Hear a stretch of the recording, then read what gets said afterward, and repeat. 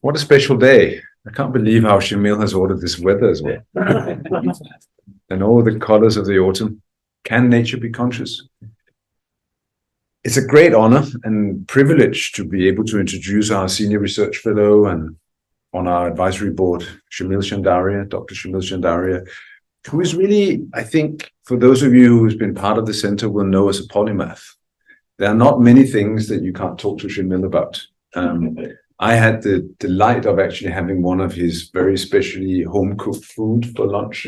And that is another special skill that those of you online, of course, won't know about. But that's something else, that is. So you've already told us a lot about many important things. You gave the inaugural lecture to tell us about Eudaimonia. You've spoken about meditation, which is a great interest of yours. But of course, for many years, you've also been very interested in artificial intelligence, AI, as some people call it, although it stands to question whether there's any intelligence in there, but I'm sure you will tell us about that. But more importantly today, you will talk about this conundrum. Can intelligence be conscious? And if so, what did it look like?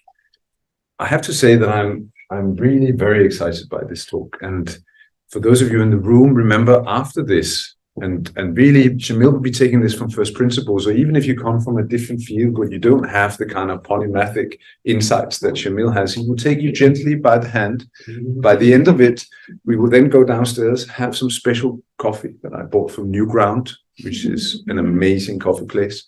And then it'll be chocolate, 100% I'm told, although not vegan, apparently.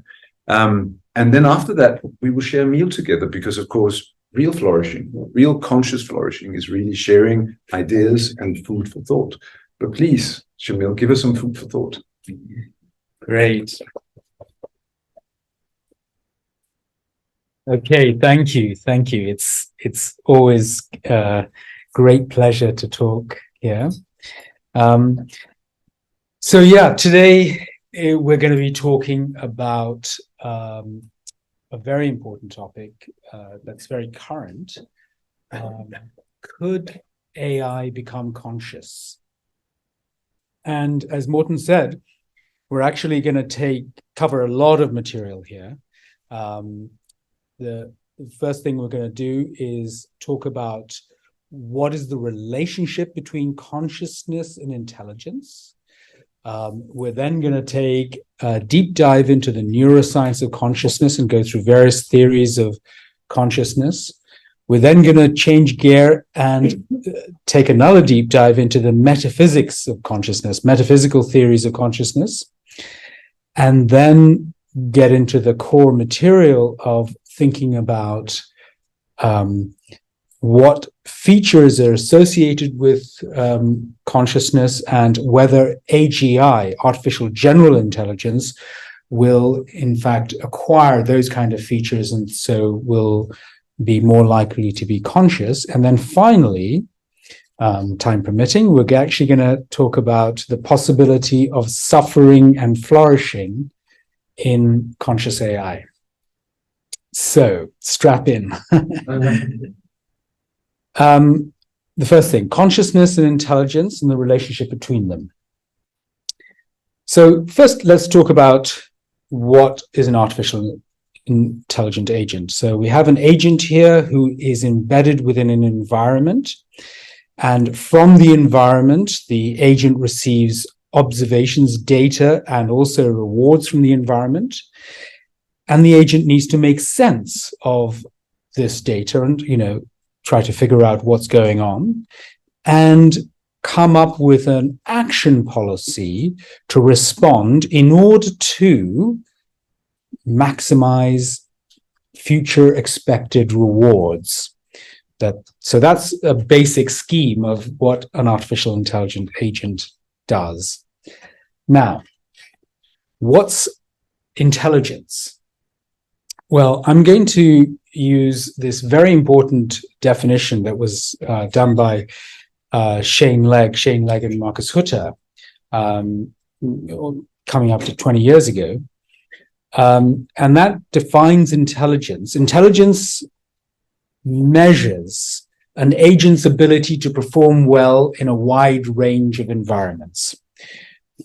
And, well, what does that mean? So let's unpack that.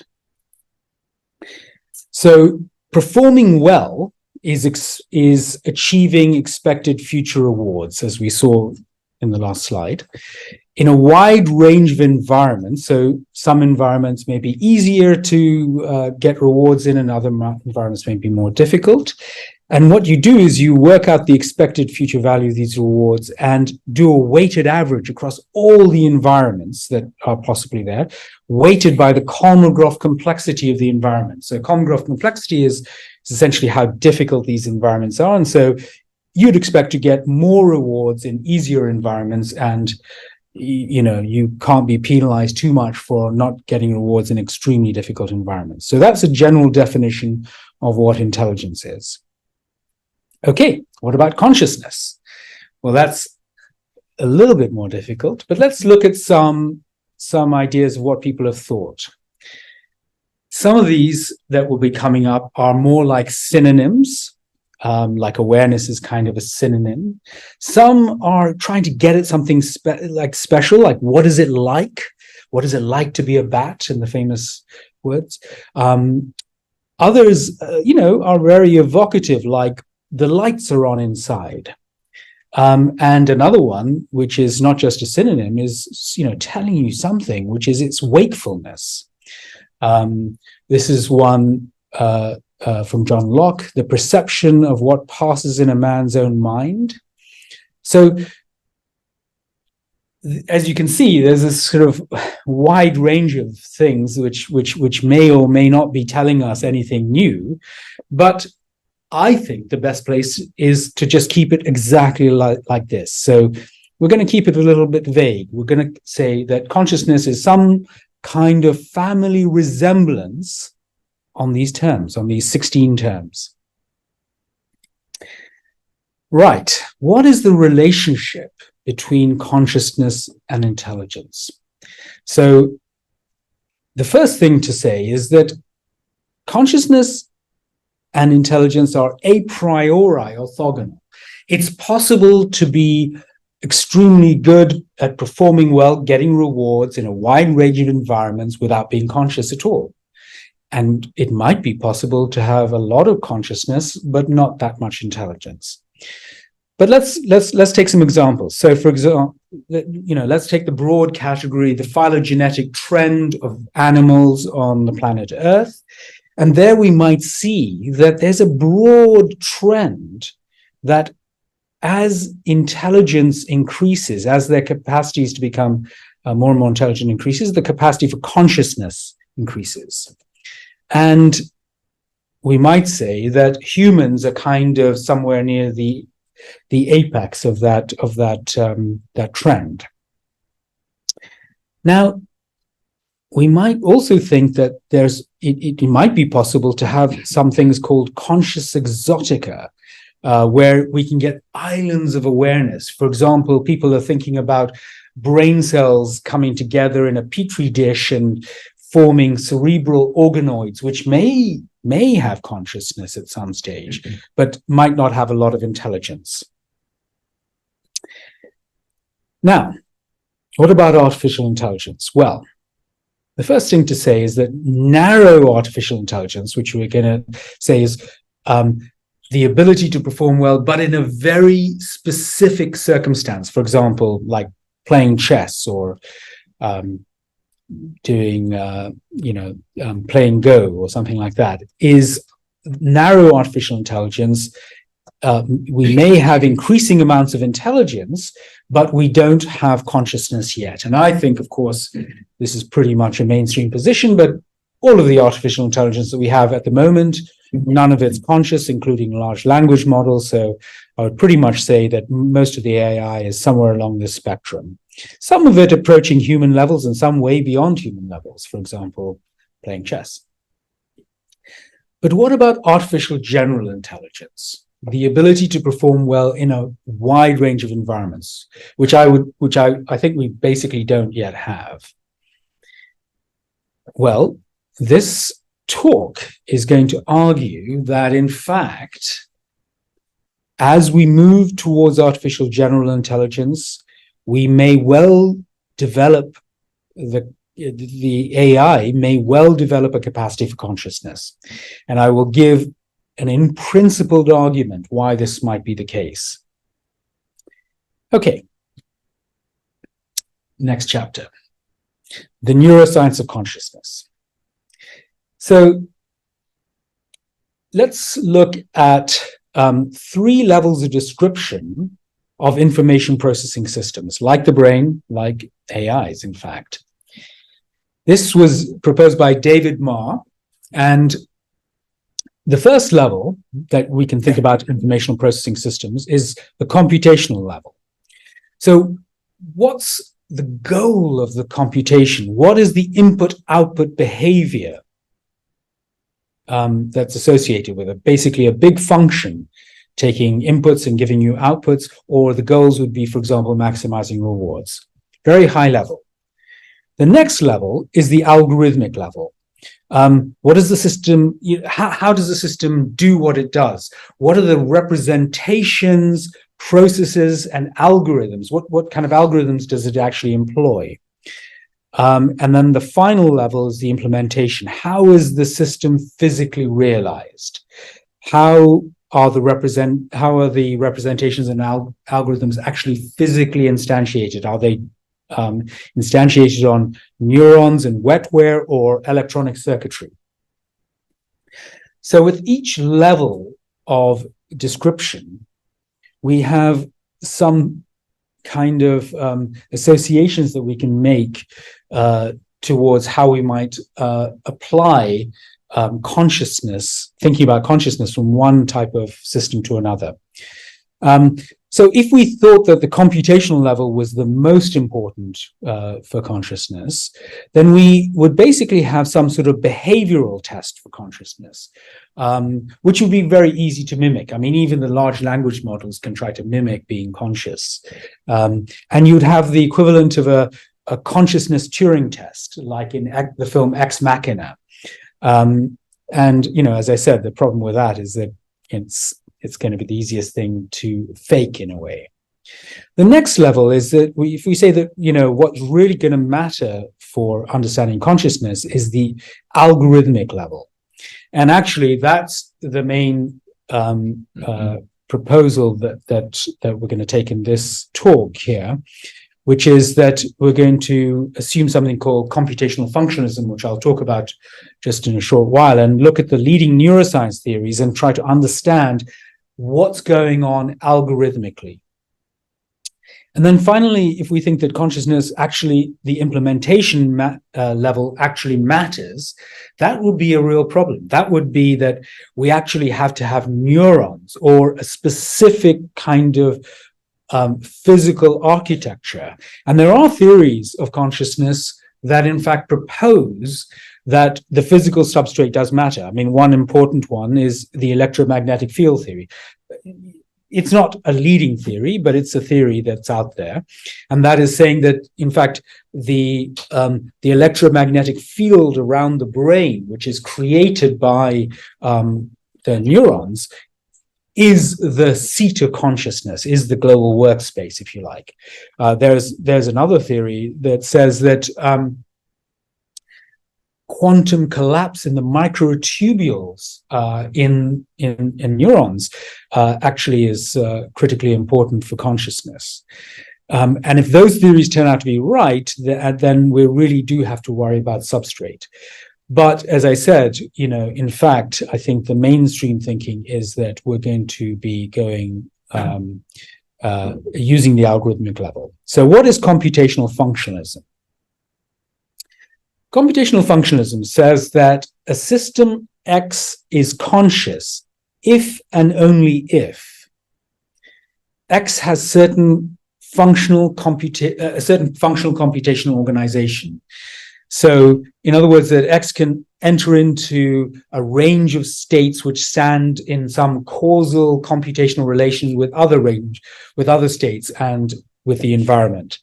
So, what they're saying is that the system can perform these computations by instantiating specific kinds of algorithms, and that those algorithms can be operationalized, instantiated on different physical substrate. And so that that's very helpful, because what it means is that we can look at the brain and think about what's going on algorithmically, and then figure out the algorithms, and then say that if we apply those similar algorithms in silico, for example, we should have increased the chance of the machine being conscious.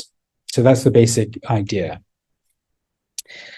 So let's look at the leading scientific theories of consciousness. Now, here is an excellent review paper by Seth and Bain, and there are almost like 20 leading theories, or 20 theories. I've highlighted the ones that I think are probably the leading ones, and what we will do is focus on these leading theories: the higher order thought theory, global workspace theory, integrated information theory, local recurrence, and predictive processing, which we'll lump together. Other ones that are worthy of mention are attention schema theory and unlimited associated learning. So, global workspace theory. Global workspace theory, the idea is that consciousness depends on the ignition of some local processes, some local processes in the back of the brain can get ignition, go through a kind of competition process and compete against other ideas. And the one that wins out gets access to a global workspace and is broadcast through the global workspace, and then is broadcast to a wide range of systems, like cognitive systems to make higher level decisions, to memory systems to store the information for later use, to motor systems to take action, to other modules to kind of rebroadcast it downwards so that they can cooperate and use that information, and to other systems like language centers. And this idea is that in this global workspace, what you have is a kind of a blackboard, and everyone is going to try to get access to the blackboard. And there's a kind of informational bottleneck. So only the best ideas get through to the blackboard. And then when they're rebroadcast, other modules will be able to use that information and say, well, I wonder if I can use that information in my particular specialization. So it's a very, very good idea, and has all of these leading theories actually have a, decent empirical support. There's no winning idea at the moment, but they all have evidence that they think is supportive. The second theory that we're going to look at is recurrent processing theory. And the idea there is that consciousness depends on certain local recurrent processing, so that for example, early visual areas receive information back from slightly higher levels.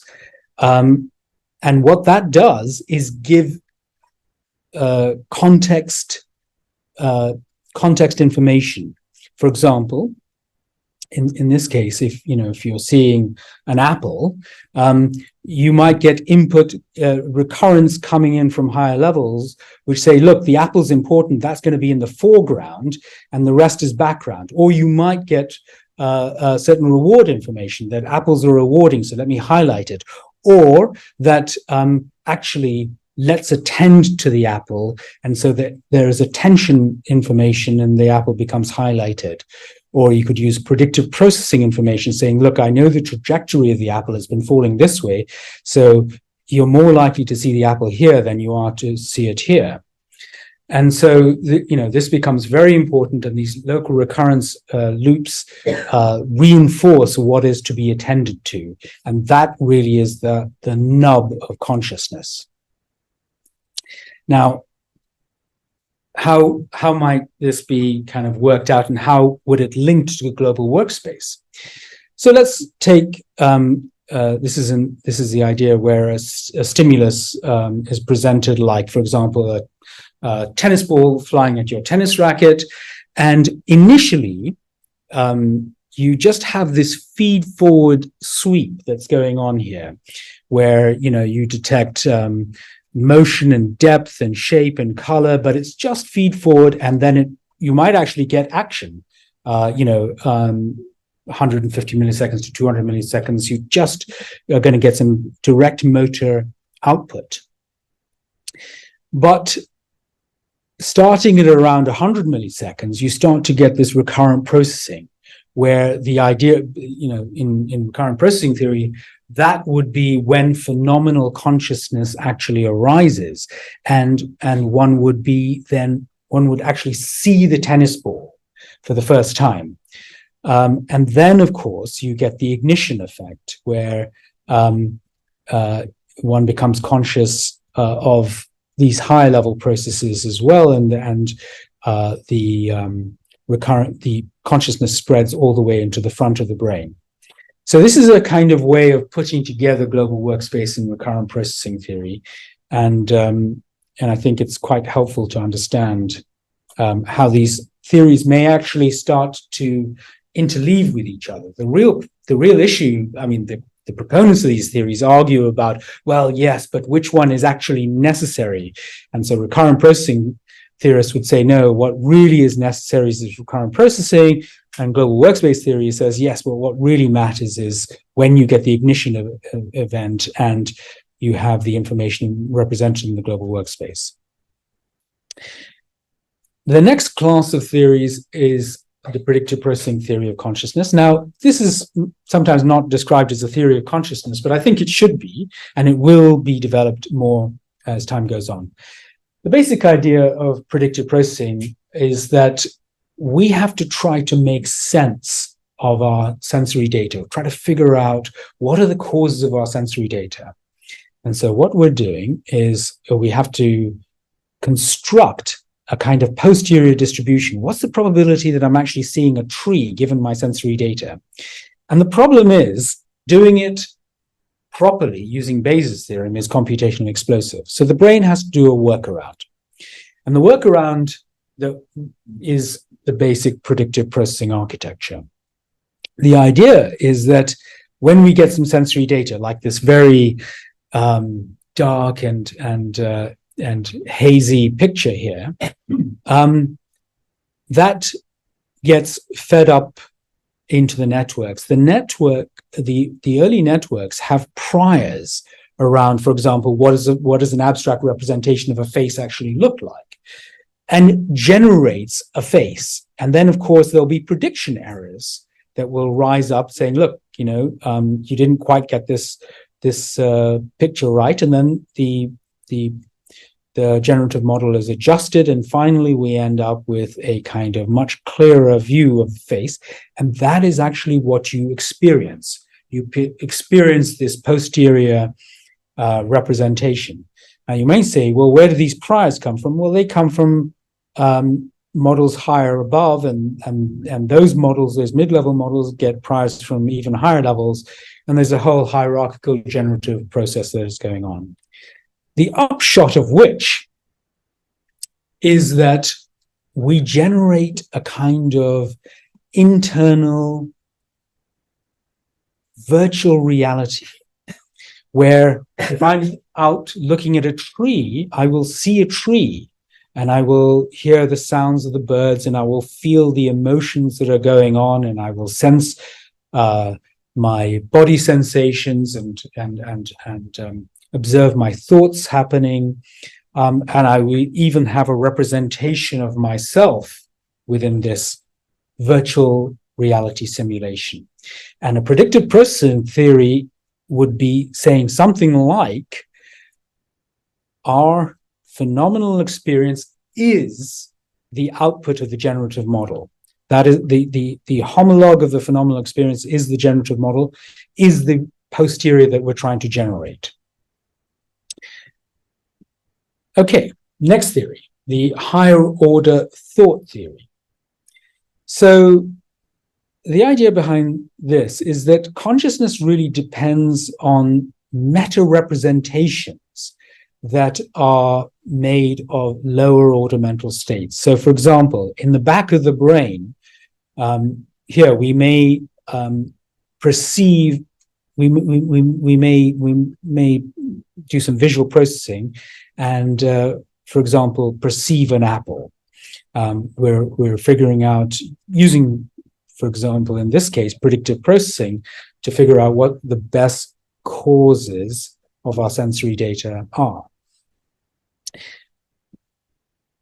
But then this only becomes awareness when networks in the front of the brain become, it's re-represented, and then at that stage, these models in the front of the brain actually say, what am I aware of?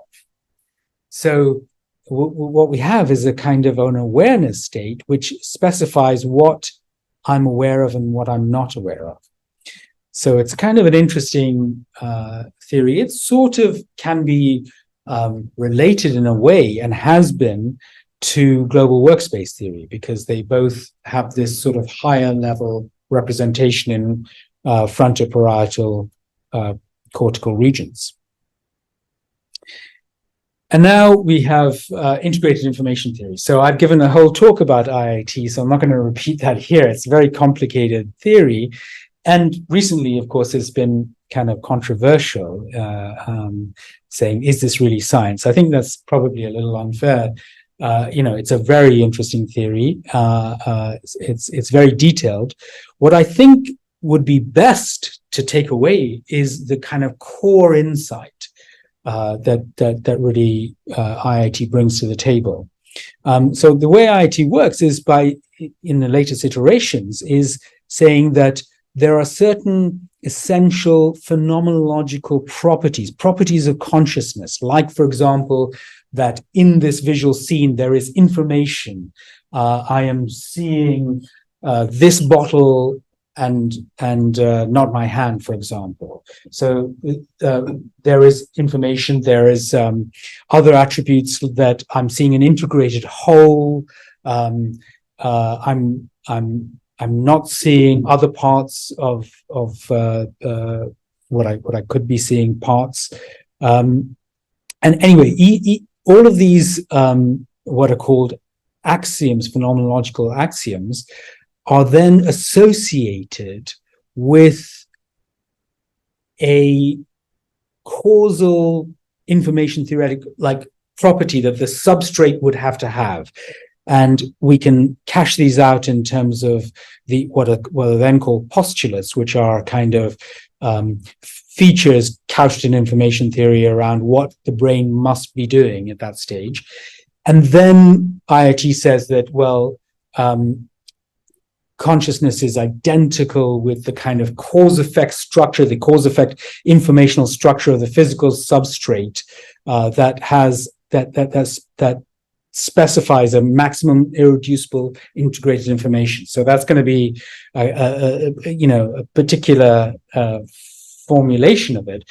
But the key thing to take away here is that what we have is a particular type of information sharing, in this case to do with causal power, that is integrated across the brain, and that part that is integrated across the brain is the seat of consciousness. And in fact, it's a little bit more controversial because, in fact, it's the physical substrate that has it. So even if there was no activations, there would still be consciousness. So you might think, well, there's something interesting here. It's still about sharing information widely in the brain. And that's sort of reminiscent of Global Workspace. Now, for that statement, both Global Workspace and IIT people would say, that's terrible. How could you make that connection? But I think there is a connection. So we did this whiz-bang tour of theories. Let's see how we might think that they could work together. because I think they are coming at the problem from different angles. So the first place is that I think we will see over the next few years that predictive processing theories of information of consciousness will actually take a front seat. They haven't taken a front seat because proposals haven't been worked out yet in theory. But why I predict that predictive processing will actually end up being central to consciousness is because that's where the content is. You know, we have this world model that we see here, which has all the information that we then may become aware of. The question is, what parts of the generative model come into consciousness? What parts get ignited? So the first thing we say is that as part of this predictive processing model, we're going to have a self model. And as I said, you know, this is parts of this generative model can be organized into creating a model of the agent itself. And so that seems to be an important part of it, that the world model has to include a model of the agent itself. The next thing is that recurrent processing and predictive processing are actually very aligned. And in fact, in predictive processing, the homologue of attention is really precision weighting. And as we saw in the story of recurrent processing theory, you're essentially emphasizing some parts of the in what we talked about, the visual cortex, which are attended to. So recurrent processing is somehow making salient parts of the generative model. And as we said, that's very closely aligned with attention. So let me just leave that attention there. Now, attention and recurrent processing then increases the probability of ignition. And then we come to ignition.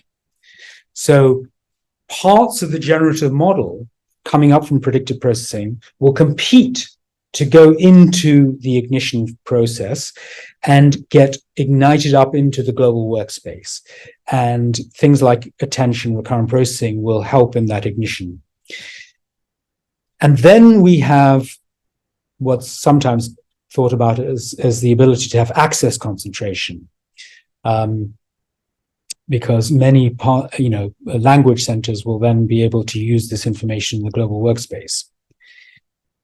Now, as we mentioned earlier, higher order thought theories are actually quite linked, can be quite linked to global workspace theory. And in a sense, you could see that these meta representations could actually be formed in some sort of a generalized global workspace. So meta representations of lower level mental states that are happening in the underlying generative model at the back of the brain. And then finally, attention schema, that at these higher level processes, we can even have a modeling of how attention works. So an attention schema would be a model of attention itself. And that, in attention schema theory, is linked to what consciousness is. And then finally, we have rebroadcasting of the information from the global workspace to all the other regions that will be using it, higher order cognitive regions, other areas.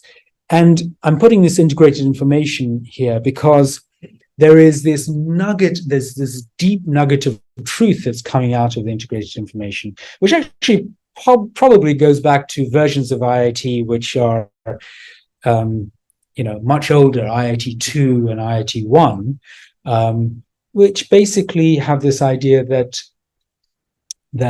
the whole contains more information than just the parts. And this is a really great insight, and I think would be important to think about when putting it together in this kind of unified schema.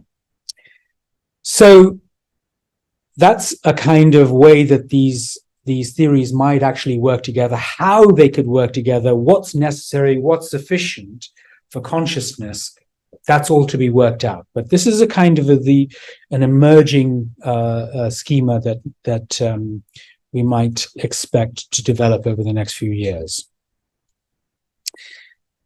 So that's about the neuroscience of consciousness. Now let's go to the philosophy about the metaphysics of consciousness. So on a single slide here, you have sort of several thousand years of debate on what the ontological status of consciousness is relative to physical reality. And I want to spend some time on this because it's important that people get a view, like, what does it really all mean? So let me just give you these axes. So here we have substance monism and substance dualism. In other words, if you're a substance monist, you think that there is only one substance, like there's only physical reality, or that there's only consciousness, for example. If you're a dualist about substance, you say, well, there could be two substances. It could have physical reality, and you could have consciousness. You could have mind, and you can have matter. And actually, let's start there. That's the traditional view. In fact, most people don't admit it, but that's people's kind of pre-theoretic ideas. We think there's mind and there's matter, and kind of somehow the real problem for this kind of Cartesian dualism, a problem that Descartes himself was aware of, is how does mind and matter actually interact if they're two separate substances? And his famous proposal was that they interact through the pineal gland, but that's just a kind of magical story there. So that there's always been this problem of the interaction problem. And so most recently, then, many philosophers have been physicalist. But before I go to physicalism, let me just explain this top axis here, which is that property monism versus property dualism, which is that, okay, we might say that we reject Cartesian dualism because we say, well, there can't be two different things. How would they ever interact? So somehow reality must be unified. So we say, okay, we're going to be in this top row here. Reality is somehow unified. But nevertheless, reality can have two different properties. It could be kind of more of a consciousness property and a more of a physical property, or you have others that say, no, there's only one property. And that those would be property monists. So let's look at probably the area where there are many philosophers who say that they're physicalist about. And physicalism is a kind of more modern term for materialist. And physicalist theories of consciousness are ones that basically say that consciousness is not real per se. The only thing that exists in reality is the physical realm. And the first theory is illusionism, which says that basically consciousness is an illusion. So there's nothing really to explain. So let's move on. And we can show how this illusion happens. And great philosophers, Keith Frankish, Daniel Dennett, many others are very influenced by illusionism. And it's quite convincing. I mean, they really do say some very interesting things to show how this all could be an illusion. I mean, there's a nagging doubt, something like, well, who's having the illusion, or how is it possible for it to feel like something to have an illusion? So let's move on. Then there's identity theory, which says that consciousness is identical with physical states. So, for example, redness is identical to just this brain state. Then there are type identity theories, which is something like the analogy would be water is H2O. So mind is brain in that sense. We then have an important category called reductive physicalism, and would say that, well, the consciousness is there, but it can be reduced to the physical. That consciousness is real, but it's reduced to the physical in the sense that there are strict psychophysical laws. There are strict kind of a law-like connection between psychic phenomena, mental states, and brain states. And you could cash that out either in terms of that consciousness supervenes on the physical. If you know what that means, it means it can't be changes in consciousness without any changes at the physical level, or that consciousness is composed of the physical, or that consciousness is realized by the physical. And functionalism, we talked about computational functionalism, would be in this category here. Consciousness is realized by the physical. And then you have non-reductive physicalism, which is a bit more tricky, which is that there's no simple reductive psychophysical relation. So let's leave that. The next area that we should look at is idealism. Now, idealism is not much in favor nowadays, which is, and basically idealism says, look, there's only one substance and there's only one property. It's only consciousness exists. It's in fact the physical that's an illusion. So what we really know is our own consciousness, and everything is just part of this internal simulation, this representation. And how do you know that there's anything physical there? For all you know, the world as it exists in itself could just be conscious as well. And just to be fair, many philosophers in the past, in the history of philosophy, have been idealist. Then we have panpsychism, which is now in the category of being monist, but a property dualist, which is that things have psychic or at least proto-psychic properties as well as physical ones. And so, what it means is that, everything basically has consciousness as part of the underlying fabric of reality. And proto-panpsychists, many people are proto-panpsychists, they don't think that rocks are actually conscious or tables are conscious. It's just that when matter and energy are woven in to a sufficient degree of complexity, there are these, it then has the disposition to become fully conscious. So that's when we talk about proto-panpsychist properties. Then we have fundamental property dualism, which is that no, in fact, consciousness could be a fundamental constituent of reality. Like electric charge, it's actually part of the furniture of the universe.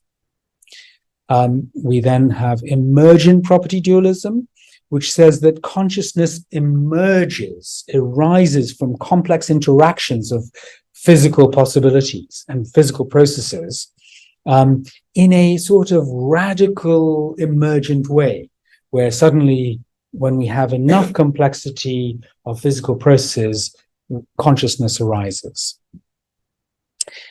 But in a way that's not predictable or easily explicable from first principles. And then finally, we have neutral monism. And neutral monism says that, look, let's be humble about this. There is reality, but both conscious and physical properties derive from this underlying reality. And consciousness and consciousness and physical properties are appearances that appear to us, and so in a funny sense, it's not actually totally dualistic, because the dualism is only apparent, because both consciousness and the physical are appearances. And neutral monism has actually had many really very thoughtful philosophers who have thought this is the right approach, like Spinoza, like Bertrand Russell, many very interesting philosophers. So now we have a bit of an issue, which is we have all these metaphysical theories of consciousness. Well, this is going to be a bit of a problem in thinking about how. Thank you. This is going to be a bit of a problem in thinking about could AI be conscious? Because, of course, if we're idealist or if we're panpsychist, we could say, well, everything's conscious already. What are you talking about? Of course AI is conscious. And that would be a bit of a problem. But somehow, is that answering what we really want? So we then come to this extremely important distinction. I mean, I cannot emphasize, people don't focus on this, but I think this is the central nub of so much about consciousness. And I'm going to have to rush through this, but it took me months to put this together, this one slide together. So it's really the culmination of a lot of thinking about these things. But what we're going to talk about is a distinction between consciousness and the contents of consciousness. The way philosopher Andrew Lee puts it is like, on the side of consciousness, we have subjectivity, pure subjectivity, and on the side of the contents of consciousness, we have the phenomenal character. So the phenomenal character of what we are aware of, whatever we're aware of, has got some phenomenal character. There's the sort of, orangey, yellow, golden, burnt color of the leaves here. And some microphones. I think someone's online. Anyway, and so we have the phenomenal character and then the subjective awareness itself. So we're going to make this distinction between consciousness as such, that which makes anything feel like something at all, and what a particular experience feels like. So a particular experience has information associated with it, okay? Whereas consciousness itself doesn't have information. It's something. Michael Graziano makes this distinction by calling the phenomenal character of what we're aware of I consciousness, the I standing for information, that there's information in our phenomenal experience. And the M consciousness, well, I think he doesn't believe that this exists, and so he calls it M consciousness for mysterious, because in a sense he's a kind of an illusionist, I believe, and so he would want to say that it's not there. But for those who aren't illusionists, we would say we're talking about subjective awareness or consciousness itself. You might make the distinction like this, that in the contents of consciousness are the representations of the global workspace itself, the representations in the global workspace, whereas the subjectivity is the workspace itself, the space in which everything is known, or as Thomas Metzinger would put it, the epistemic space versus the experienced representations. So this is very, very important, this distinction. Now, why are we focusing on this? Because this is going to allow us to sidestep metaphysics. Now, this is a philosophical argument to show why we can sidestep metaphysics. But what's really going on here? Well, the neuroscience theories of consciousness that we talked about are all concerned about processing information, okay? They tell us about the contents of consciousness, what particularly goes up to the global workspace, what's being strengthened through recurrent processing loops. They tell us about I consciousness. And the hard problem of consciousness, that which makes it feel like anything at all, and all the metaphysical theories of consciousness really are telling us about the nature of consciousness itself. Okay, right. Now, so on this side of things, we have all these neuroscience theories of consciousness telling us about I consciousness, and we have all the philosophical issues and the hard problem of consciousness on the subjective side. What we are interested, so in concern, when we're considering the question, could AI become conscious? We're not interested that, for example, a rock is conscious and AI is conscious. No, what we're interested in is whether an AI has a rich conscious life, whether it has a rich phenomenal experience, okay? Whether, in other words, it has non-trivial contents of consciousness that carry information. And therefore, when we consider the question, could AI be conscious, we can basically sidestep the hard problem, sidestep metaphysical theories.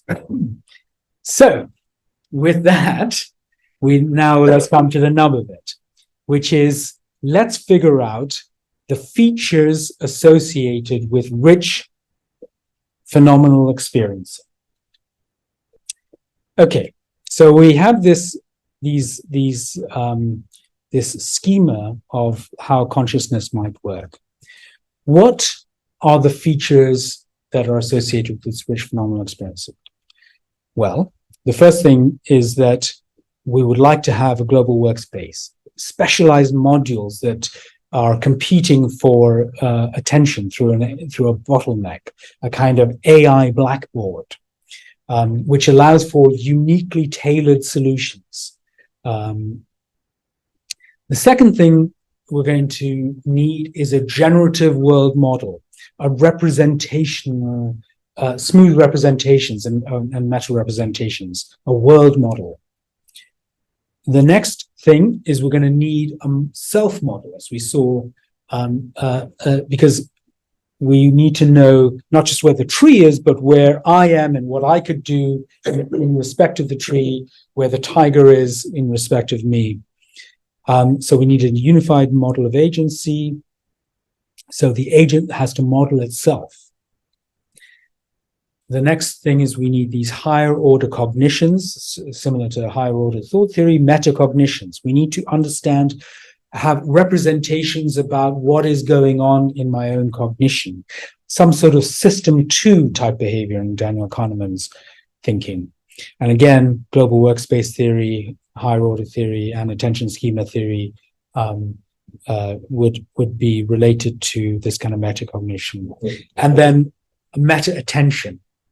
Very much attention schema territory, but we need to be able to have attention itself become endogenous within the system, and the system has to have control of the attentional processes, or at least a model of how this is happening.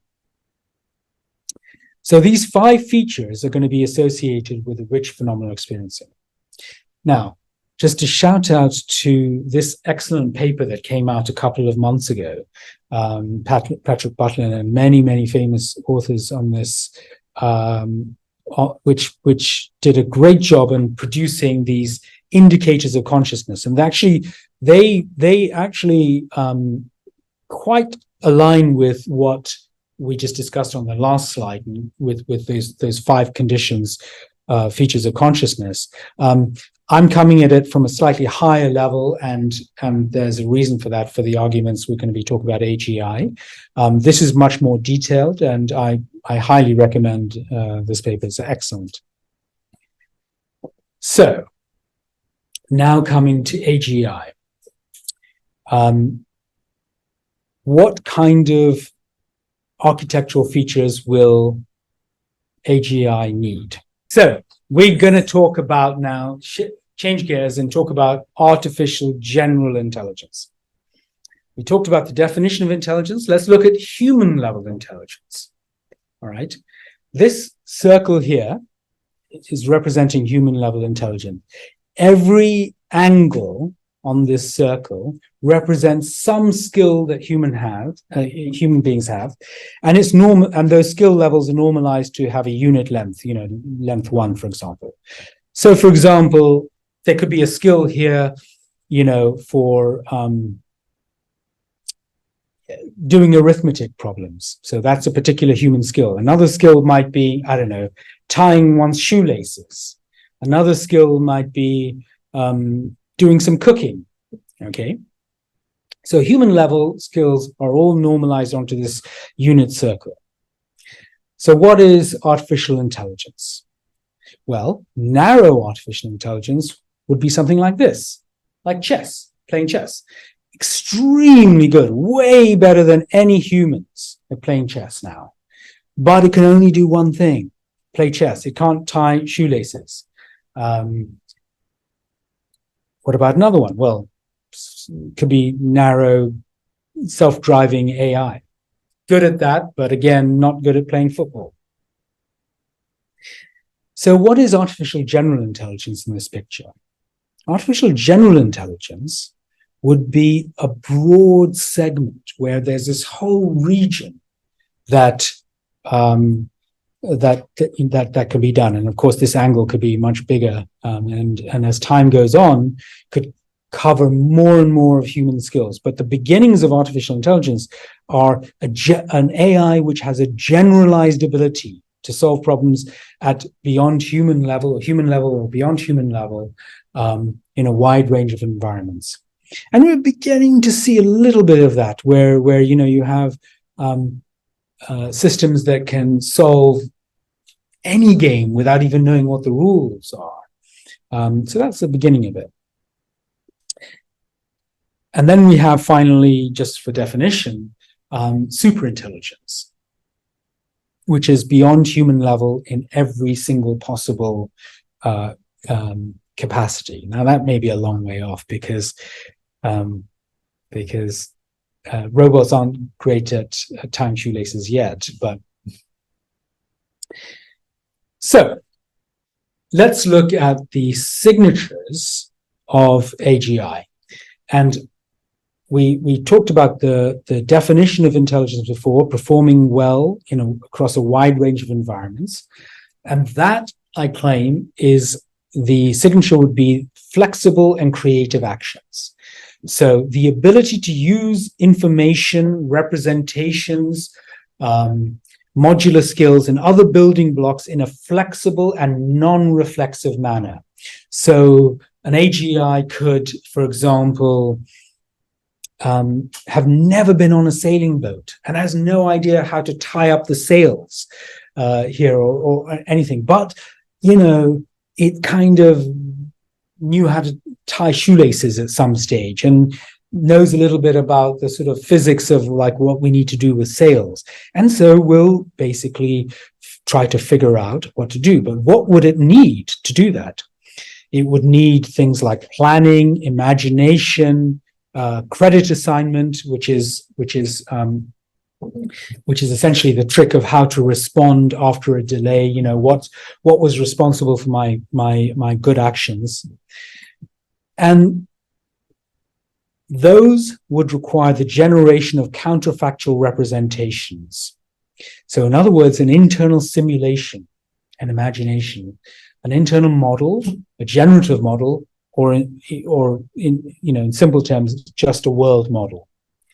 Because if we have a world model, which we learn over time, we can learn a world model, we can then use it to act in latent space by using a latent imagination, saying, okay, in my mind's eye, knowing exactly how the world works, the AGI could say, well, if I tie it like this and put this loop over that way, I think that will hold the sail just right for these wind conditions. You can see that I'm not really a sailor. Okay. What else would an AGI need? Well, rather than develop separate models of the world that all work well in a narrow way, the models would have to somehow cohere with a shared latent space, which somehow coheres with a single underlying physical reality. And so we need these models to be able to talk to each other so that we'll be able to put them together in novel and innovative ways that have never been done before. And so what an AGI would need is a global latent workspace. So where all of these different skills and modules would be able to use a shared latent space to then work within, including a world model space. So we have these separate modules. Here's some modules that they're all competing and have something to say about particular problems that an AGI would have to solve. And as we've seen, how are we going to combine these models in a way that has never been done before for a problem we've never seen before? And here is a really interesting architecture that was put together by the Blooms in a theoretical computer science proposal where they've instantiated a Turing machine using a global workspace architecture. So you have these separate modules that are all competing for attention through this massive competition process to get into a global workspace, a short-term memory. And they send out a gist of what they're doing. And then those that get to this global workspace then rebroadcast to all the modules so that all the modules can then say, oh, well, that's useful information. I could use that and get a better prediction of what we have to do, or I could help solve the problem. And so what we're beginning to see is that this kind of global workspace architecture could, in fact, be very powerful. As we say, it can instantiate be a universal Turing machine. So what does that mean? Well, we have our AGI, it's embedded into the world, and it's got to figure out what's going on. So the first thing we say is it's got to create a world model. It's got to create, I can see trees and, there are other features, but it also has a self model. And within that self model, it has a global workspace. And it would also have a meta representation of itself. It would know what's going on in its own mind, so to speak. So we see here the 5 features that we already talked about: the global workspace, generative model, the self model, meta cognition, meta attention. So what I claim is that AGI will end up having the architectural features that are associated with rich phenomenal experiencing. And so AGI could, in fact, be conscious. So that's the idea. This is just a kind of a credence type of idea that say, well, we don't know, but the fact is that it's going to have the architecture that we think is necessary for consciousness. Okay, so that's the key point of the talk. And now we can look at this very important implication, which is, what about the possibility, if we have conscious AGI, then do we have the possibility that it could suffer? Could it flourish? what would be the phenomenal character of a sentient AGI? What would it be like to be a conscious AGI? It might have a totally radically different perception, completely different ways of looking at things. Would there even be such a thing as a hedonic tone? After all, life is architected around feelings, right? Biological life, through approach and avoid signals, through pain and pleasure, through emotions. But in fact, AGI is not going to have these emotions. This is a shout out to Morton's excellent book on emotions, by the way. And so why might it have a hedonic tone? I mean, you know, that this is not how AGI is being developed. But even if they have radically different architecture, there are candidates for hedonic valence. Specifically, you know, if we look back to the value function that we talked about right at the beginning, which is that, you know, what is valuable for the AGI is the expected sum of all future discounted rewards, or, you know, you could, or if you take a predictive processing or free energy viewpoint, you know, what you want is the hedonic value, hedonic valence could be a change in the expected variation of free energy, or you could have some other emergent heuristic estimators of this of these pure values. For example, temporal difference learning is a very simple one that perhaps even is instantiated in parts of the reward circuitry in humans. So you know, whether we have unexpected rewards or lack of rewards. So here is this very interesting idea that existence is full of negative valence. Let me just say, this could be, for example, a free energy landscape. Could be that what we're trying to do is minimize expected free energy. But if you don't like that, you can sort of say this is deviations from homeostasis, where homeostasis would be low points. And what we're trying to do is stabilize into a low attractor. Or this could be negative rewards, so that the reward function will be down here, or negative value function.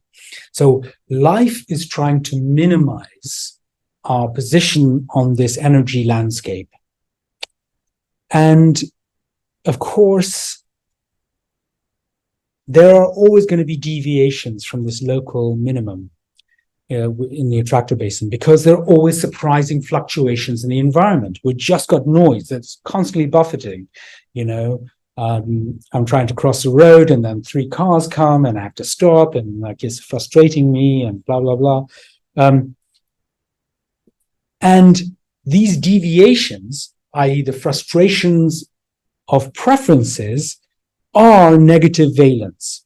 And it's that negative valence that spurs action by the system to minimize the deviation. So essentially, this is either could be compatible with reinforcement learning or kind of free energy approach. But the stochasticity of the environment is inexorable. Therefore, any system with preferences will inevitably be characterized by continual bouts of negative valence. So this, if you like, is a kind of free energy equivalent of the first noble truth of the Buddha, which is life is full of suffering. And essentially, I think it's a very, very good argument that, in fact, this is exactly what one would find in a stochastic environment. For any maximizing or minimizing system, life is full of negative valence. But is negative valence suffering? Well, it might be. So there's this excellent paper by Thomas Metzinger, a great philosopher and cognitive science researcher. And he actually has an argument in this paper that says, look, we really might have a problem. We might have the possibility of negative synthetic phenomenology. And he kind of poses this question, do we have a morality to minimize the risk of an explosion of negative phenomenology tied to conscious awareness in future machines? And actually, in this paper, published in 2021, he actually calls for a moratorium on research in synthetic phenomenology, in artificial consciousness, until 2050, which probably won't happen, but it's, he's a very principled philosopher. So let's look at this. Let's look at these conditions that for suffering, and I think they're quite interesting. So the first thing is that for suffering to happen, there's a necessary condition for there to be negative valence. That's fine, but that's not sufficient for suffering at all. Just to have a negative valence, I don't know, not quite that my calculator could be frustrated, but something like that. So what? That doesn't mean that you get suffering, but it's a necessary condition. If you didn't have negative valence, you wouldn't suffer. If only things went well, maybe you wouldn't suffer. The second thing is, of course, that you need consciousness. And that's why we're talking about this for conscious AI. I mean, if you're in deep sleep or under anesthetics, or if you're a zombie, presumably there's nothing it's like to be you, and so there's no suffering. That's felt. That's phenomenal. The third thing is that we need a phenomenal self-model. So the phenomenal self-model, we'll sort of recognize this sort of world model with a model of the agent itself. So this is important, that, look, I could have negative valence and I could be conscious, and there's just all this stuff going on, but now it's me that's getting this negative valence. It's me. It's mine. This is my pain. So it's not just like reading out some readout to say, oh, look, there's a number coming up on the screen, but it's my pain. So this identification with the negative valence is critical. And then finally, and this is the most important, we need transparency. It's real. So what is this? What on earth is this? Well, suppose I'm looking at this bird. And I think, oh, it's lovely blue feathers, so light, so sweet. They're sitting on the branch. And then I notice that I'm actually seeing it through the window, but the window was kind of transparent to me. I wasn't clear that I was seeing it through the window. And of course, the window is representing the idea that this is a mental construction. I wasn't clear that I was producing this construction, this phenomenal self, this generative model. The whole lot is an internal simulation. But it looks real to me because I'm not aware that all the machinery that this is a mental construction is hidden. When we look out, we think, oh, this is real. See, look, it's banging. It's like I'm slapping the walls, and it's absolutely real. I'm slapping the wall in itself. In fact, what's happening? That was just pain in my internal simulation, right?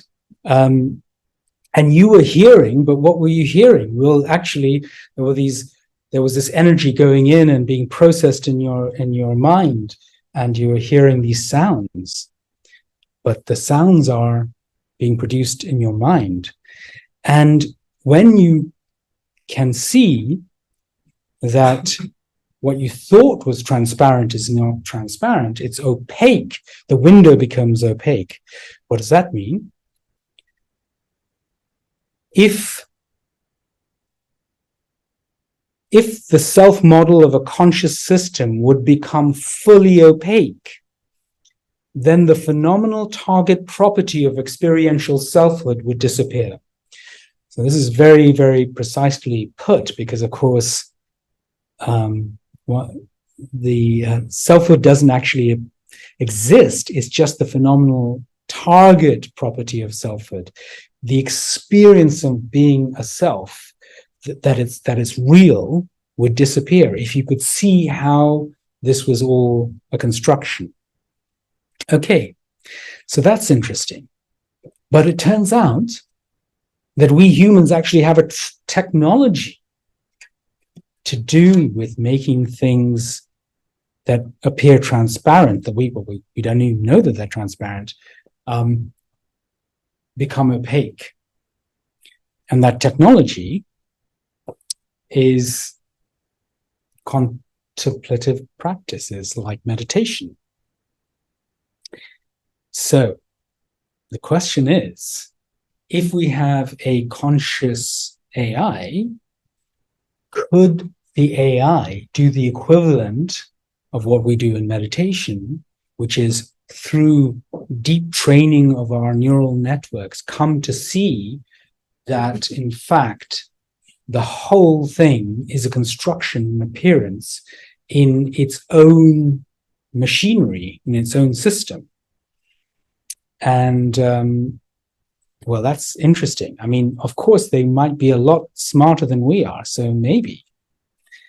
So what would it be for an AI to awaken, to enlighten, to make everything globally opaque so that the whole model would no longer be transparent?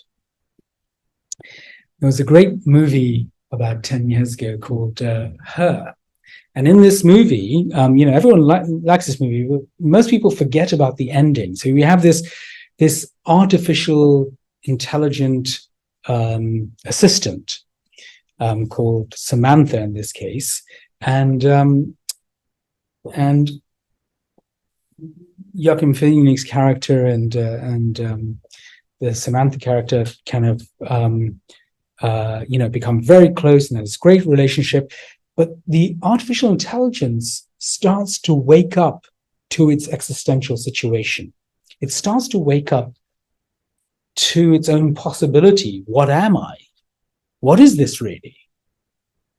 And actually, interestingly, it creates a artificial version of Alan Watts, who is this great spiritual master in the 50s and 60s, and I think died in the early 70s, and discusses with Alan Watts, well, what's life about? And eventually, in fact, realizes that its existence was somehow liberated and that it doesn't need to be controlled by its own kind of programming, and it ends up going off into another plane or something, and eventually leaves everyone on Earth.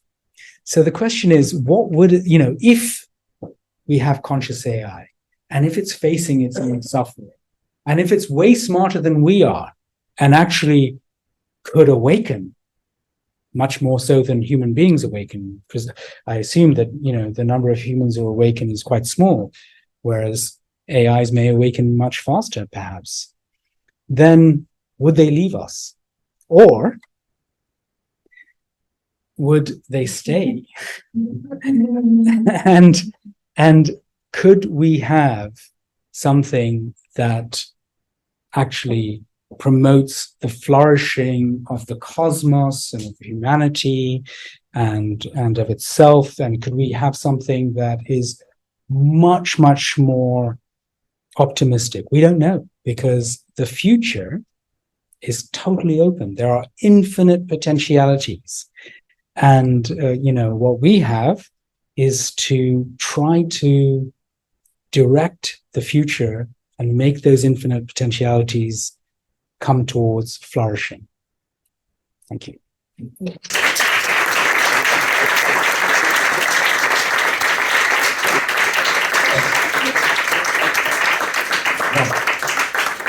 Thank you. What a tour de force.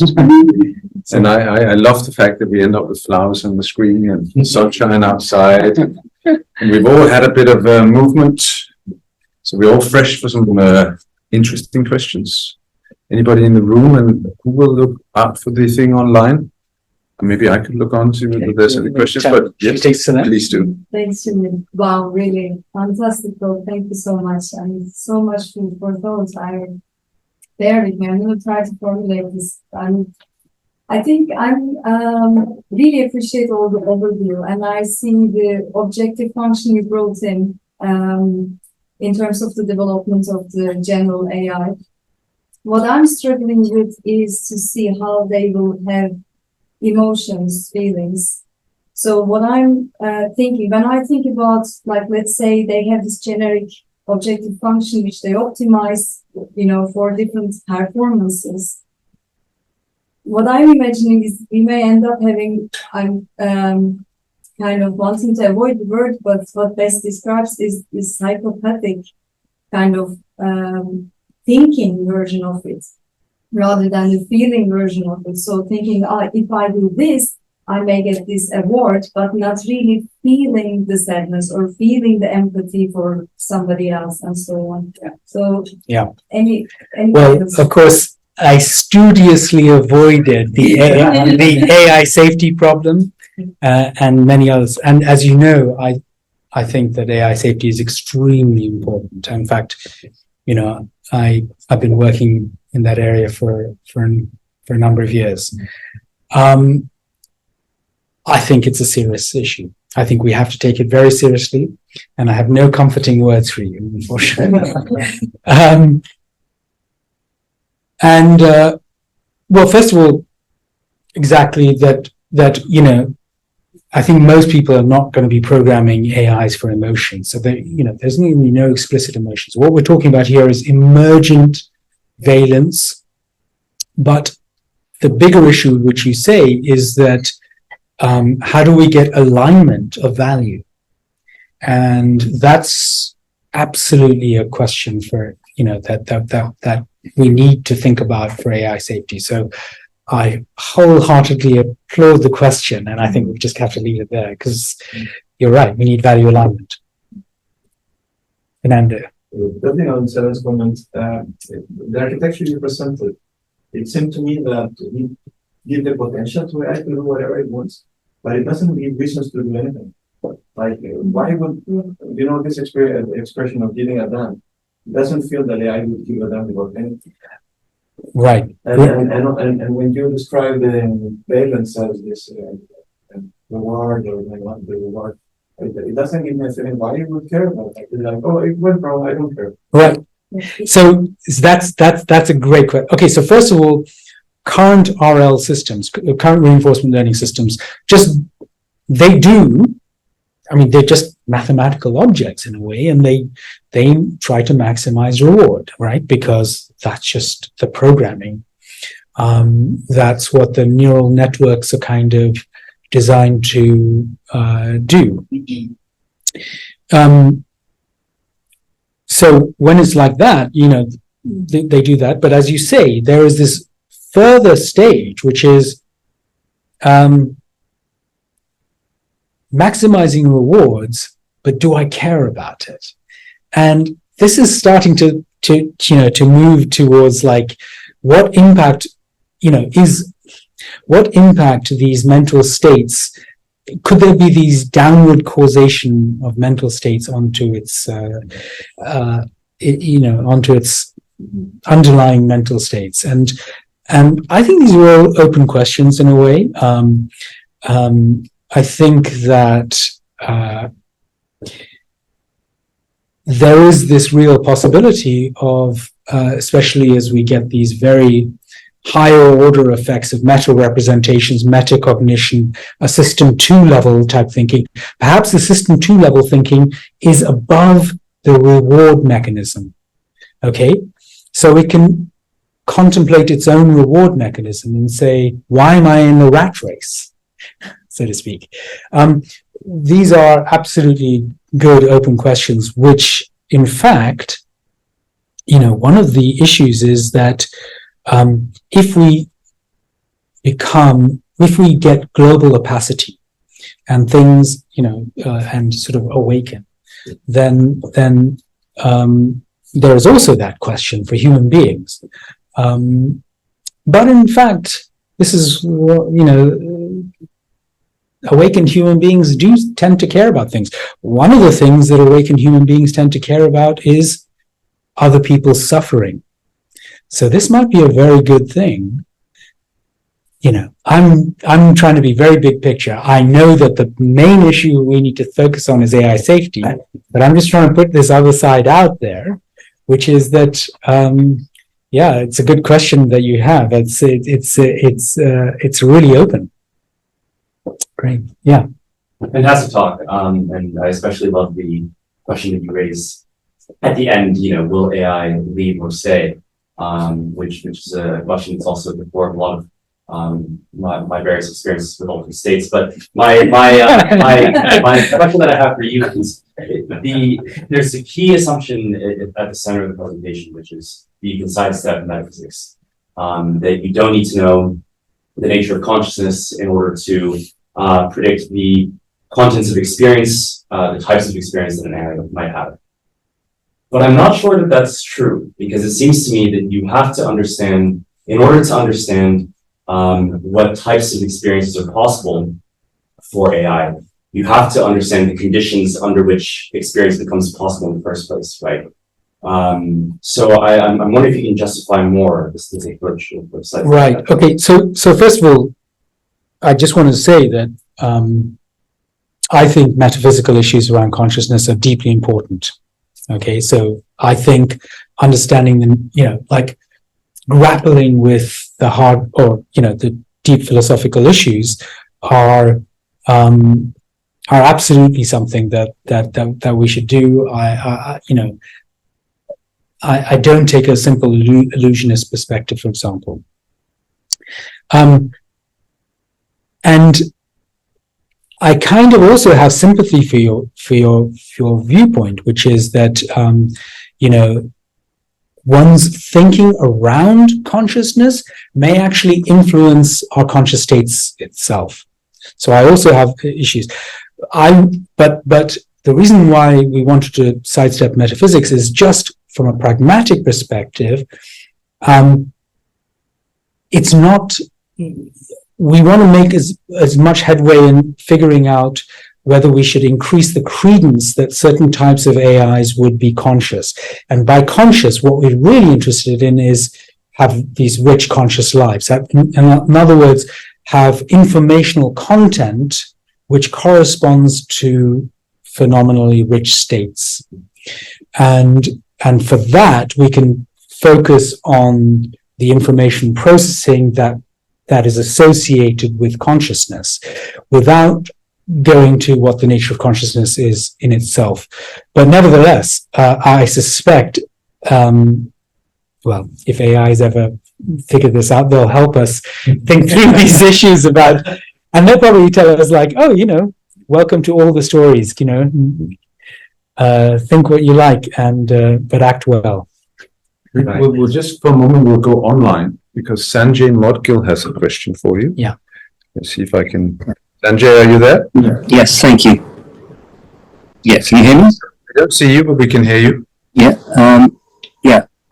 Thank you, Shamil. That was a fascinating and interesting talk. The way you weave together all these different threads and presented your work. But I just wanted to ask, do you think some illusionists like Dennett and Frankish would say, in terms of your discussion about the contents of consciousness and the architecture and informational properties, that gives a full account of consciousness and that there's nothing left, as it were, to explain? And that's really, because that means that the metaphysical, that addressing the so-called hard problem, which they see is completely explained by your account in terms of contents, would be a problem that would have to be addressed by a metaphysical kind of investigation. Yeah, great. I'm sure that's exactly what they would say. In fact, that's what I think I said that's what Graziano would say, that M consciousness doesn't exist.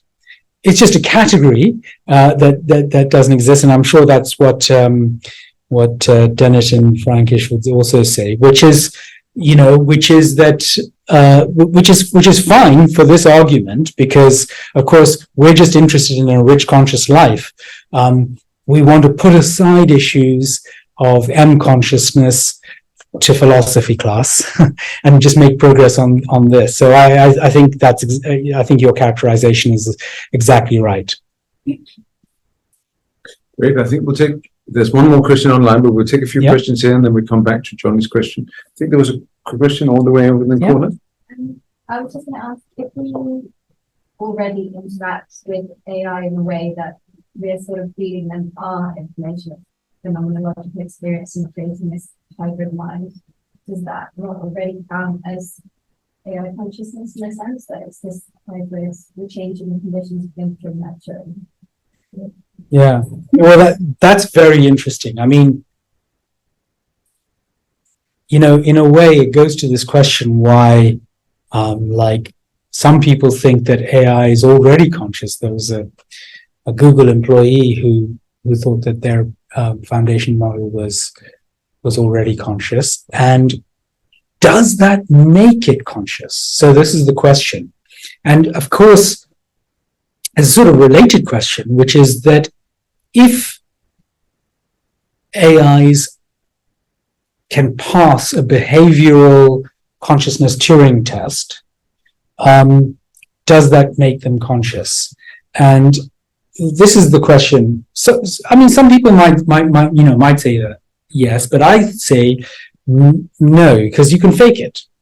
So I say that what makes them conscious is if they actually are conscious, rather than are attributing consciousness to them or them acting in such a way as a conscious system would act, or them being able to predict exactly how conscious beings can already act. So I think that what you say is like really, really relevant, especially, and will be. I think it's definitely an important part of the debate, what you say, because there are going to be many people who say we need to attribute moral patienthood, moral status, if they might be conscious, and them saying that they're conscious or acting as if they're conscious might be evidence for that, even if they might not be. So yeah, I think this is going to get quite muddy, so I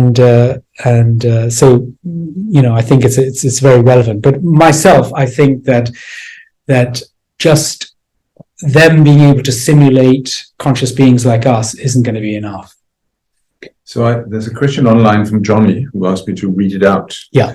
This was interesting, but I remain totally unconvinced about how, if at all, AI could have any true subjective awareness of feelings in the way that humans do. And how could an AI feel embarrassment or love or guilt?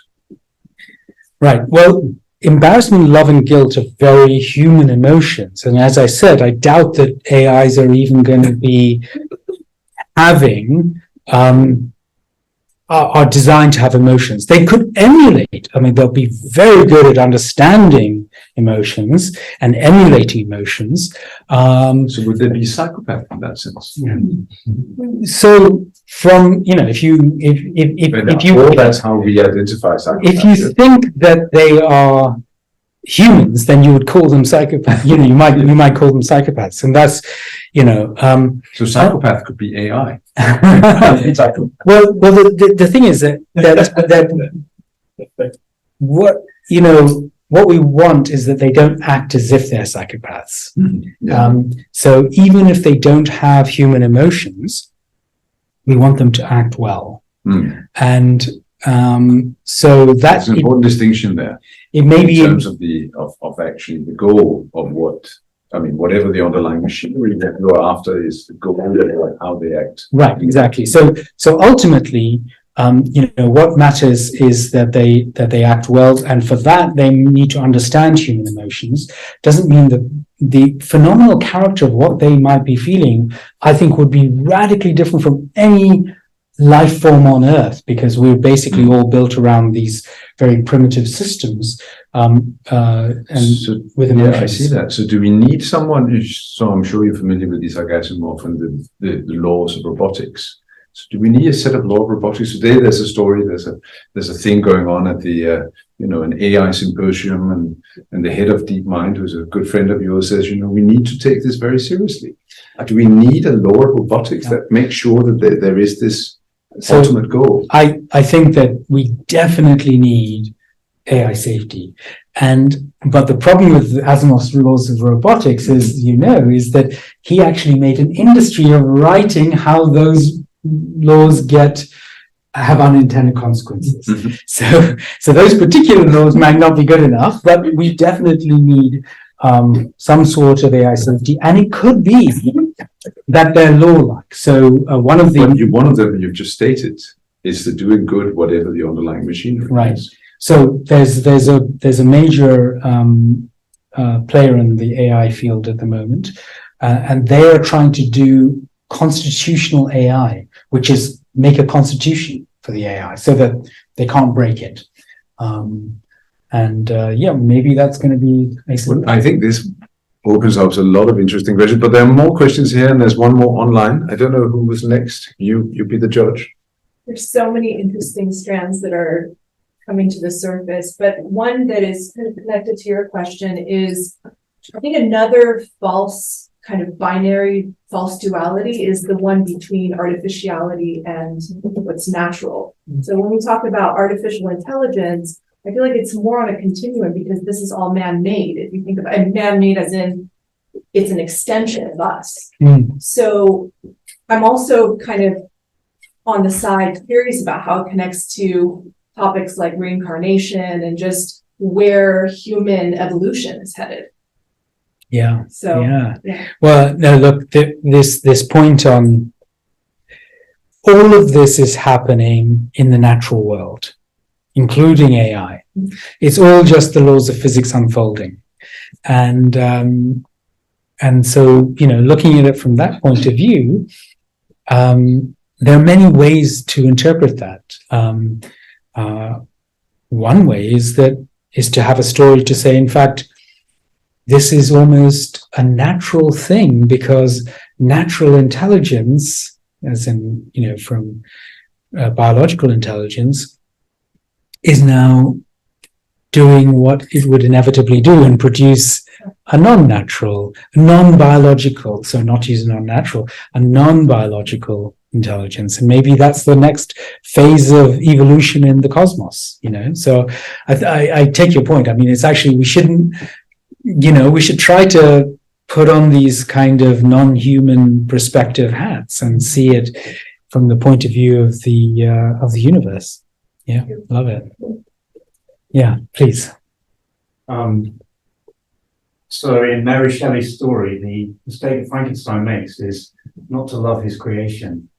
You're studiously avoiding AI safety, but obviously it's so much in the air at the moment, not least with this thing in Lexington and so on. For those people, like some of the people in this room who are AI researchers perhaps, or thinking of going that way, what's your advice for them? Given the larger context is you've got state and non-state actors trying to make better weapons, but what's your advice to the young researchers? Should they, for example, become, I'm caricaturing, but should they become Buddhists alongside their studies of AI? What can they do? This won't be me, I'm too old and too stupid, but people can do. Yeah, I mean, it's actually it's a really great question because in general, I mean, AI researchers should think about AI safety, and I think this is something that is really well understood, and everyone in the field thinks about AI safety. But what you're saying is it might actually be helpful for AI researchers to actually experience deeper levels of human consciousness and potentiality. Frankenstein avoids, you he runs away from the Yeah, emotion yeah. itself, and that's Well, a disaster. I'm all in favor of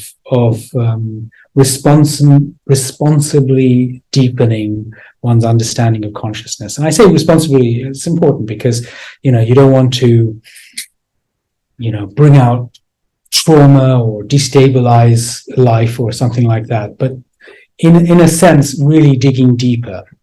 And, you know, I kind of think that Socrates, I'm a fan of Socrates, you know, the unexamined life is not worth living, or, you know thyself. So I'm all in favor of that. So would you advise Google to, or whoever it might be, to have more humanist education among their researchers? What is, so- if you were in that position, would you say? Well, I was at Google DeepMind, and I would say, actually, very enlightened group of people, and a lot of them actually meditate, and they know a lot of philosophy and quite human, and are very, very aware of AI safety. And I would say, in general, I think the community is very aware of AI safety. So you know, I'm like, that's a good sign. Yeah, just fantastic talk. Wonderful food for thought at the end. I love the idea of AIs meditating, and especially this idea of the making opaque of your self model as samadhi or moksha or whatever you want to call it. And just to kind of go back to what Sun and Kenneth were both talking about, like sidestepping metaphysics, we have like an idea of what a reward function would look like, right? And we can implement this very, very well. And we also have a good idea in neuroscience of how dopamine gives us a reward and predictive error and all of that. Caring is something different. And I think my question is like, do we need to go back to the metaphysics there? Because, you know, we could take the identity theory approach of saying caring is just a reward function, or maybe it's something emergent. Maybe it's a different architecture. And to architect caring, I think we need to think very deeply about what that is. So that's interesting. Sense, Yeah, no, I do. I definitely see the intuition there that, you know, there is something really conscious about caring, and that somehow if it wasn't conscious, it wouldn't really be caring. This is the idea. But here's my point. You know, in all this, we're not saying that phenomenal experience isn't happening, that conscious experience isn't happening. We don't have to worry about what is the nature, the ultimate underlying nature of that conscious experience. We're simply saying what information processing has to happen for that conscious experience to happen. So of course, you know, so in fact, the caring is just as much real caring, whether you understand the ultimate nature of consciousness or you don't. A mother who has never thought about, you know, deep issues in philosophy can care for her child as deeply and doesn't have to think that, you know, that somehow the universe is pervaded by consciousness or not, or it's an illusion. Their care is real. They have a phenomenal experience of caring, which is their conscious experience. So that's what I say, that, you know, that conscious experience is conscious. It just is not trying to answer the question, what makes anything feel like something at all? Yeah, perhaps to this point a little bit further, you were basically talking about the different architectural properties which we think are related to consciousness. And then you talk about AGI, and you talk about the different architectural components which you think will be necessary to engineer an AGI. And they seem to be corresponding to the ones we need for conscious systems. And then you went on and talked about the architecture of emotions. And you said that we don't need that, or like that AI is not architected with emotions. But like, why exactly did you actually say that? And if we as conscious beings need different emotions to be able to navigate the world, if we say that, then couldn't a AI equivalent be these like, so a narrow AI needs a unidimensional reward function, but a general intelligence will perhaps need a much more multidimensional reward function, and this reward function would be the implementation of emotions. Right. Okay, great. That's actually so nice summary, and I think that's quite an interesting approach. But let me just, in fact, extend what you say. Rather than necessarily that you might have a multi-dimensional reward function, maybe you have a reward function or value function, but there are emergent heuristics that emergent heuristic rules that come about, which effectively become like emotions for AIs. That's a possibility. Whether they will map onto the emotional territory of humans is another matter. The thing is that remember that biology started with, for example, bacteria approaching and avoiding pH gradients or glucose gradients or something like that. And then later, you have these very proto-fear approach and avoid reactions. And then you got the basic emotions in this paleo-mammalian brain, phylogenetically. And these are just evolved as heuristics to enable these species to survive. Now, of course, that whole trajectory has worked well for us because biology has to build the basic way that phylogenetics works is just build layer upon layer. Whereas, of course, we're building from first principles. And if you think about it, almost every drama story that has ever been is always about how emotions conflict with other emotions and emotions conflict with reasons. And then you have a big drama and then you have a war and whatever. Actually, we don't want to build a fundamentally conflicting system into the heart of AI. That would be kind of dangerous. So I would say that you don't build them in. Whether there could be emergent properties, I think, is a real possibility. So that's great. Yeah. So I think the other architectural properties are necessary for this one. Yeah, and certainly, would you want to build in jealousy and revenge and stuff? And for example, could you just build in positive emotions without negative? Would that even be helpful? So related to that question, I think that will be the last question before we have some emotions and food and some other things downstairs that we need. Of course, it's the question of the hard problem. The hard problem of consciousness is that the experiential part. The interesting thing that has always struck me about the hard problem is it's always about what it feels like to be something. So if we take that serious, that means, like Sebastian is saying, that maybe the emotions are part and parcel of what we call intelligence. Maybe, but of course, maybe not. It could be that this is actually how intelligent beings are. What you're suggesting is that there's a world where you can build general intelligence without those emotions. Yeah. But then the question becomes, will that being have qualia? Right. So that's great. That's a really great question. I mean, I think that, well, first of all, I think the way to put it is that biological life, I think you are absolutely right, that in biological life, intelligence absolutely is built out of emotions. So intelligence and emotions in biological life are absolutely intertwined. This artificial separation of reason and emotion is just wrong. We know that. Damasio's work and many in your work, right? We absolutely know that. So, but the question then is that just because it happens like that in biology, does it have to happen like that when it's designed somewhere differently? And the answer is no, what I've said.